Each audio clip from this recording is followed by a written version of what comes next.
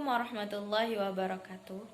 Kami dari kelompok 6 yang beranggotakan saya sendiri, Ita Rodatul Fahmi sebagai pemateri pertama sekaligus moderator, Febrian Maulana Saputra sebagai pemateri kedua, dan Aswin Farid sebagai pemateri ketiga.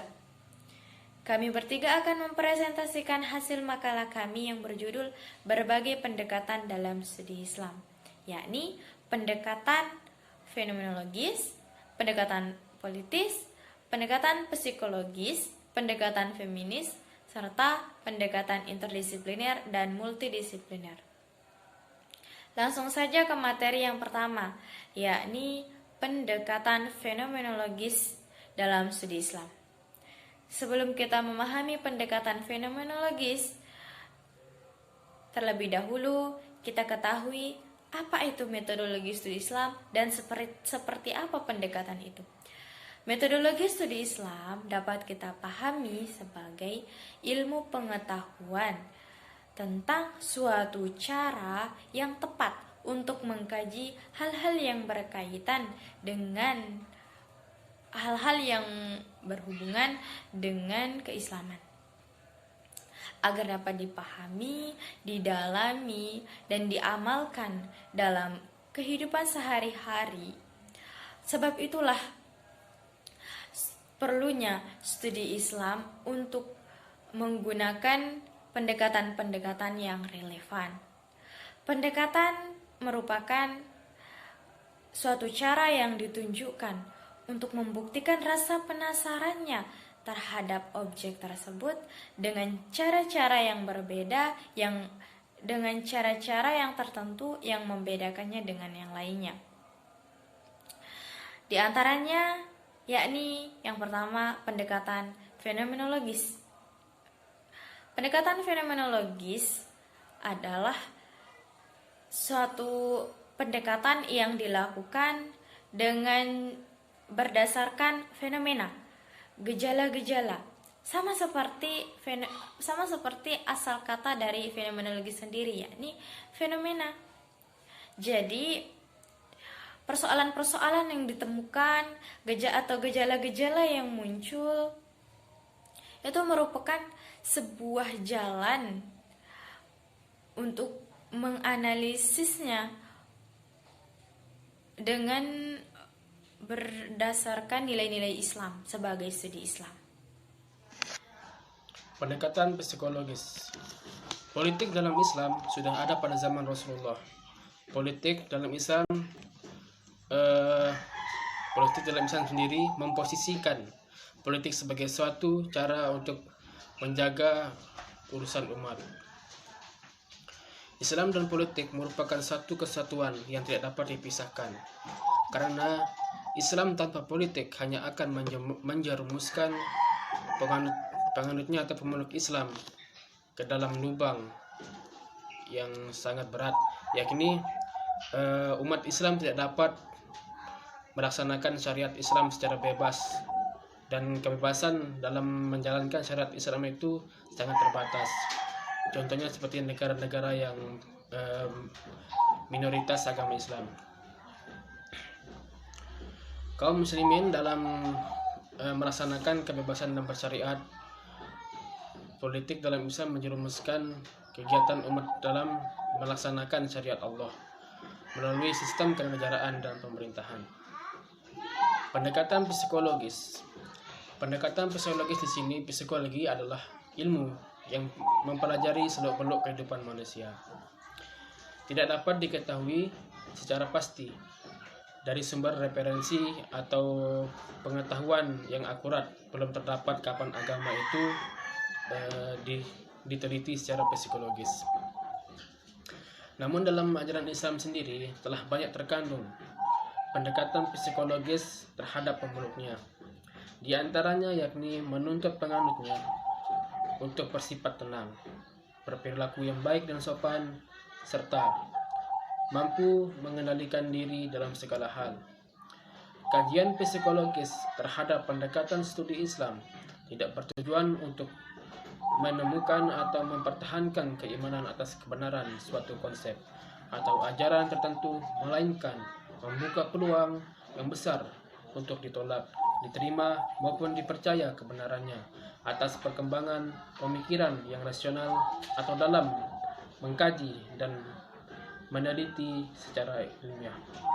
Baiklah, untuk pendekatan yang keempat yaitu pendekatan feminis. Sejarah dalam kenyataannya menuturkan bahwa telah terjadi subordinasi perempuan yang memaksakan untuk memunculkan kesadaran akan perlunya reformasi dan reformulasi. Pola hubungan antara perempuan dan laki-laki yang mengarah kepada keadilan dan bernuansa kesetaraan dan sepanjang zaman. Demikianlah hal yang menyebabkan lahirnya kajian-kajian bahkan gerakan yang terkenal dengan istilah feminisme. Dalam rangka memperjuangkan hak-hak perempuan yang berbasis keagamaan dewasa ini dikembangkan dalam bentuk PWS, yaitu Pusat Studi Wanita pada UIN atau IAIN. Organisasi-organisasi masyarakat yang merupakan lembaga pemberdayaan perempuan seperti NU, serta pada tingkat pemerintahan seperti divisi pengaruh utama gender pada Departemen Agama. Adapun prinsip-prinsip dasar dalam pemikiran feminis, yang pertama itu prinsip ijtihad. Menerapkan ijtihad yang dulunya bebas berijtihad ditutup setelah jatuhnya Daulah Abbasiyah pada abad ke-12 Masehi. Padahal terdapat unsur dinamis dalamnya, namun menjadi statis sehingga seperti hukum yang terlahir tidak dapat diubah, bersifat illah. Yang kedua, prinsip tauhid. Dimasukkan mengesahkan Tuhan, mensatukan segala sesuatu. Tauhid merupakan bentuk pembahasan dari sifat individualistis yang melanggu dalam arti luas. Yang ketiga ialah kedokteran. Yang ketiga adalah doktrin. Keadilan harus ditegakkan dalam segala lini kehidupan, khususnya dalam relasi-relasi laki-laki dan perempuan sesuai dengan konteks yang berkembang. Secara bahasa, feminis berasal dari kata fem, yaitu berartinya woman atau perempuan. Tujuan feminis adalah keseimbangan interrelasi gender.